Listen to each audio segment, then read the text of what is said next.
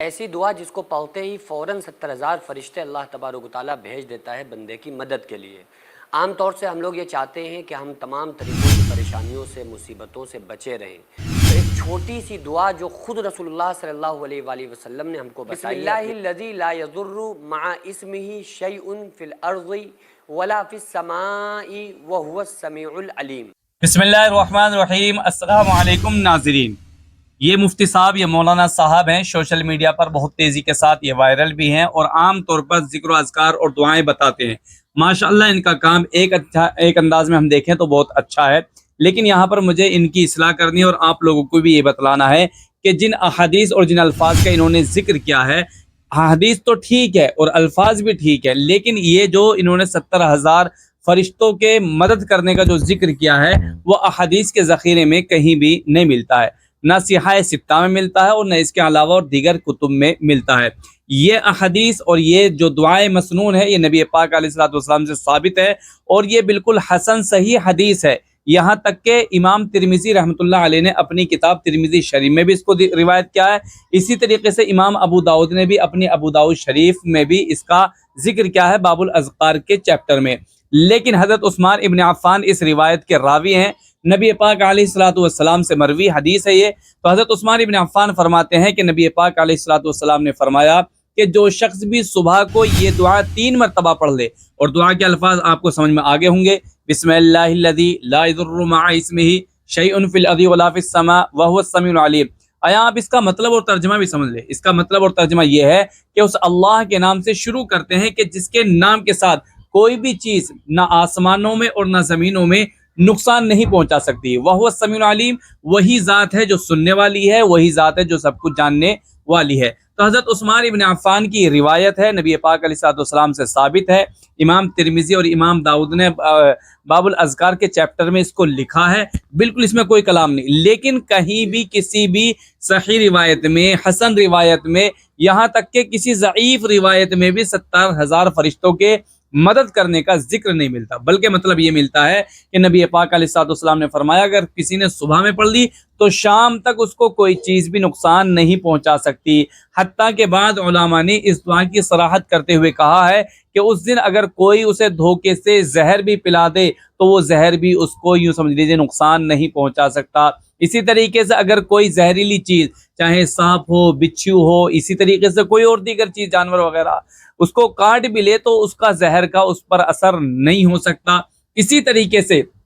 آسمانی کوئی بھی وبا، آفت، بجلی وغیرہ اگر گرے گی تو اس شخص پر نہیں گر سکتی۔ اسی طریقے سے اگر کوئی شخص شام کو یہ دعا پڑھ لیتا ہے 3 مرتبہ تو صبح تک اس کی حفاظت اللہ رب العزت فرمائیں گے، اور اس دعا کی برکت سے اسے کوئی بھی چیز نقصان اور تکلیف نہیں پہنچا سکتی، چاہے وہ آسمانی مخلوقات میں سے ہو یا زمینی مخلوقات میں سے ہو۔ حتیٰ کہ علماء نے کہا نہ اس پر سحر، یعنی اگر کوئی جادو بھی کرائے گا تو اس پر جادو کا بھی اثر نہیں ہوگا، نہ اس پر جادو کا بھی اثر نہیں ہوگا الحمدللہ، اس پر زہر کا بھی اثر نہیں ہوگا الحمدللہ، اس پر بجلی بھی نہیں گرے گی الحمدللہ۔ کوئی جانور چاہے درندہ ہو، چاہے کوئی جانور، عام طور پر حشرات الارض یعنی تکلیف دینے والی چیز جیسے سانپ، بچھو وغیرہ ہوتی ہیں، ان کے زہرات بھی اس پر کیا مؤثر نہیں ہوں گے۔ تو اس دعا کا نفع بہت اہم ہے اور نبی پاک علیہ الصلوۃ والسلام کی ان دعاؤں میں سے ہے جو نبی پاک علیہ الصلوۃ والسلام کے معمولات میں سے ہے۔ لیکن یہ بات ذہن میں رکھنا، میں نے یہاں پر جو الفاظوں کا اصلاح کی ہے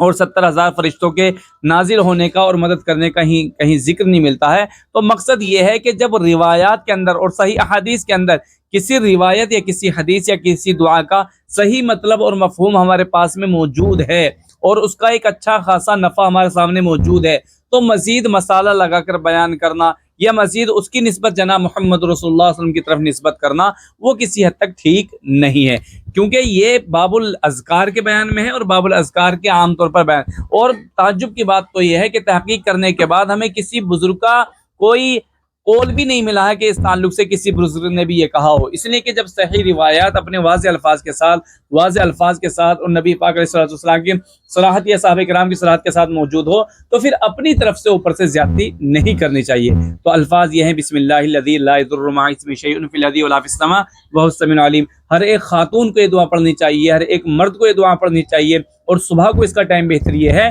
کہ آپ جیسے ہی نماز فجر سے فارغ ہوں تو 3 مرتبہ اسی وقت پڑھ لیں, اس لیے کہ وقت بھی زیادہ نہیں لے گا. اسی طریقے سے اگر عشاء کی نماز آپ پڑھیں تو عشاء کی نماز کے بعد آپ یہ دعا کا اہتمام کریں تاکہ پوری رات آپ اللہ کی حفاظت میں رہیں اور کوئی بھی آسمانی اور زمینی بلا, مصیبت, تکلیف,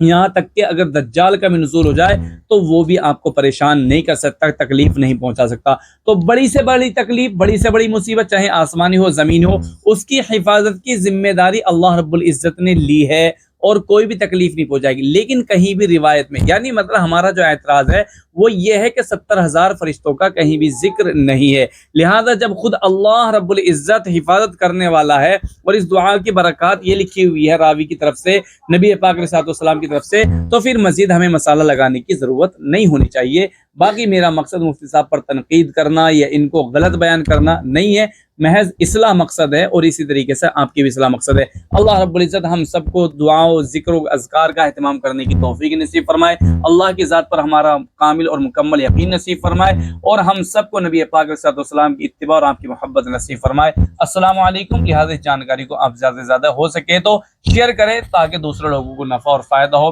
اور بہت سے لوگ مصیبت اور پریشانی سے بچ جائیں. اور ان مصیبت تک اگر ان مفتی صاحب تک یہ ویڈیو پہنچ جائے تو بہت اچھا ہوگا. ممکن ہے کہ